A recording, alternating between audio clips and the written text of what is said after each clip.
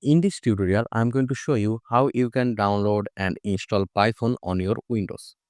So first of all, just go to any browser and in the browser search for Python, press enter, and here you can see python.org. So you need to go to this link, and after coming to this link, here you can see download option. And once you hover on the download, you will see this option, download for Windows, and here you can see the Python version.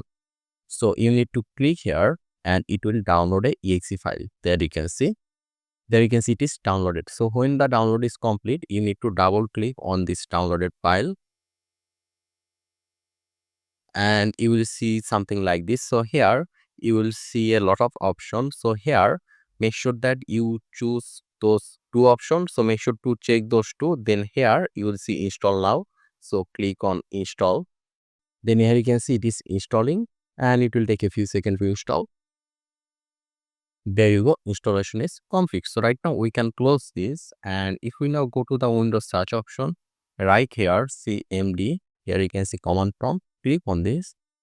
Let me just zoom in, and here if we write python dash dash version, then press enter, it will show you the Python version.